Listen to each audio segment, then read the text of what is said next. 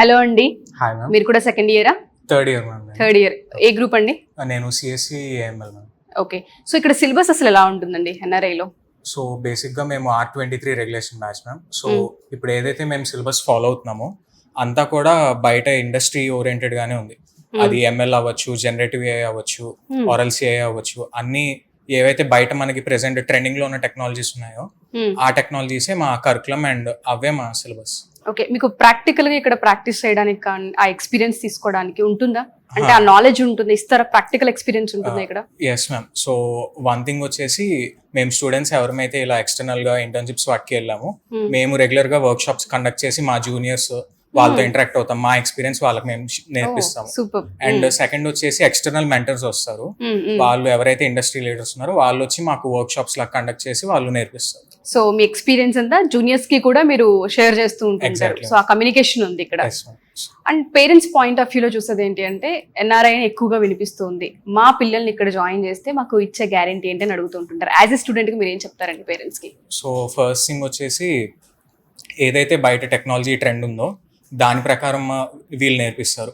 Second వచ్చేసి internships, మనం ఇండస్ట్రీలో ఎంత బాగా వర్క్ చేసి ఆ ఎక్స్పీరియన్స్ మనకి ఎంతైతే ఉంటుందో అది డైరెక్ట్లీ ప్రపోర్షనల్ మనం జాబ్ ఎంత ఈజీగా క్రాక్ చేయగలమని.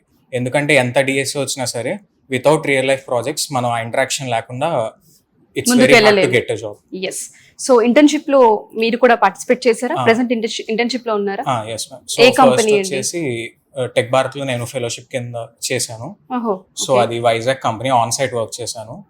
సో ఇందులో నేను AP state disaster management authority, LTTS and Google వీళ్ళ ముగ్గురు కొలాబరేషన్ లో ఒక ప్రాజెక్ట్ చేశాను. అది 4 months. అండ్ ప్రెసెంట్ వచ్చేసి నేను ఏపీ ట్రాన్స్కో లో వర్క్ చేస్తున్నాను. సో ఇక్కడ కూడా మేము ట్రాన్స్కో ఇంటర్నల్ ఒక 2 అప్లికేషన్స్ మీద వర్క్ చేస్తాం. సూపర్ అండి. ఎర్నింగ్స్ ఎలా ఉన్నాయి? సో ఆల్మోస్ట్ నేను నా థర్డ్ ఇయర్ లో I made up to 1 lakh. Oh great. So NRI syllabus కావచ్చు, ఫ్యాకల్టీ కావచ్చు, మీ కెరియర్కి ఎంతవరకు హెల్ప్ అయిందని మీరు అనుకుంటున్నారు? ఎక్స్పీరియన్స్ మొత్తం 3 ఏళ్లలో ఇంటర్న్షిప్స్ చూసారు, ఇక్కడ ఫ్యాకల్టీని చూసారు, కొంత ఎక్స్పీరియన్స్ అనేది గెయిన్ చేశారు, మీకు ఏ విధంగా అనిపిస్తుంది? సో ఫస్ట్ ఫ్యాకల్టీ గురించి చెప్పాలి మేము. ఫ్యాకల్టీస్ కానీ హెచ్ఓడీస్ కానీ దే ఆర్ వెరీ సపోర్టివ్. ఇప్పుడు ఒకటి చేస్తున్నామంటే వాళ్ళు ఫుల్ సపోర్ట్ ఇస్తారు.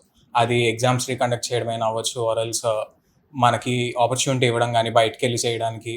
బయటలాగా లేదు నాకు అటెండెన్స్ కావాలి అన్న ఫోర్స్ ఉండదు. ఏదైనా మంచి ఆపర్చునిటీ ఇస్తే they let us go. So encourage చేస్తారు. yes ma'am. అండ్ సెకండ్ వచ్చేసి వాళ్ళు ఎంత అయినా అడిగినా సరే చెప్తారు, డౌట్స్ కానీ ఏదైనా సరే ఎక్స్ప్లెనేషన్. ఓకే, సో మీరు సాటిస్ఫైడా? yes థ్యాంక్ యూ అండి. Thank you so much. All the best to you. Thank you. Hello అండి. Hello ma'am. పేరు? My name is Tejaswi Venkatappanna ma'am. Okay, so local Vijayawada. Yes ma'am. Okay, ఏ year అండి? Second year data science ma'am. Second year data science. NRI university మీకు ఏ విధంగా అనిపిస్తుంది? ఇక్కడ experience ఏంటి మీది? It was a wonderful experience ma'am. ఆ హెచ్ఓడీస్ కానీ టీచర్స్ కానీ ఎవ్రీవన్ ఈజ్ సపోర్టివ్ అండ్ మనకి కొత్త కొత్త విషయాలు నేర్పిస్తూ ఉంటారు. They will encourage us to like grow. So ఒకటి చేస్తున్నారు, ఒకటి తెలిసింది ఒక ఫ్యాకల్టీ అంటే they will encourage multiple students to do the same. So together we grow, communicate and we explore అన్నమాట. సో షేరింగ్ కేరింగ్ అనేది ఎక్కువగా ఉంటుంది ఒక మాటలో చెప్పాలంటే, అంతేనా?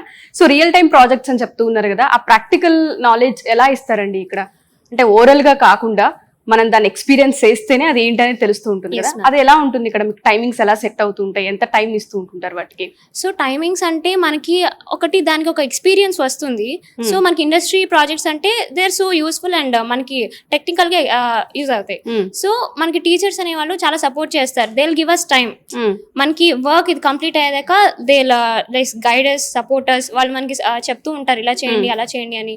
And they will make us teams. Students ఉన్నారు అంటే కనుక టీమ్స్ చేసి వాళ్ళందరినీ గ్రూప్ గా ప్రాజెక్ట్స్ చేయమని చెప్పేసి మోటివేట్ చేస్తూ ఉంటారు. ఓకే, సో ఇక్కడ టీమ్ వర్క్ అనేది ఉంటుంది. yes ma'am. ఓకే, ఆడపిల్లల విషయానికి వస్తే ఎన్ఆర్ఐ యూనివర్సిటీలో ఎక్కువ ఆడపిల్లలే జాయిన్ అవుతున్నారన్న టాక్ వినిపిస్తుంది. అది చూస్తే కూడా అర్థమైంది మాకు ఇందాక.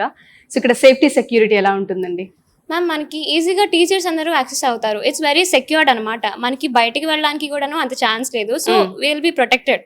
Okay, so will feel safe. ముందు ఈ ఎన్వైరన్మెంట్ లోకి వస్తే will feel safe. Everyone is comfortable. Okay, ఇక్కడ హైజీన్ కానివ్వండి అంతా బాగుంటుంది? yes ma'am. Everything is good, everything is clear. అంతా ఫుడ్ కూడా చాలా నీట్ గా బాగుంటది. ఓకే, సో మీరు హాస్టలా? No ma'am, I day scholar. Bus తో వస్తాను. ఓకే, బస్సెస్ గురించి మీరు మాట్లాడారు కాబట్టి అడుగుతూ ఉన్నాను. అది ఎలా ఉంటుందండి ట్రావెలింగ్? అంటే ఎంతవరకు సేఫ్టీ తీసుకుంటారు ఏంటి? దాని మీద మేనేజ్మెంట్ యొక్క కన్ను ఉంటుందా? వాళ్ళ అండర్ లోనే అన్ని ప్రాసెస్ అవుతూ ఉంటుంటాయా? అంటే మనకి సేఫ్ గా జర్నీ ఉంటది ma'am. They do regular bus checks and all, అన్ని ప్రొటెక్టివ్ మెషర్స్ అన్ని తీసుకుంటారు. So it's all good. మనకి బస్సెస్ ద్వారా మనకి ప్రాబ్లమాటిక్ ఏ ఇబ్బంది ఉండదు. జర్నీకి సంబంధించి కూడా కంఫర్ట్ అండ్ గా మనకి ఏఓ సార్ అని చెప్పేసి ఉంటారు. సో రిలేటెడ్ ఇన్ఫర్మేషన్ ఆల్ మనకి ఆ సార్ తో మనం కన్సల్ట్ చేస్తాము. ఓకే. సో మీరు సాటిస్ఫైడ్ అండి ఇక్కడ జాయిన్ అయినందుకు? Totally satisfied. థ్యాంక్ యూ అండి. Thank you so much. All the best.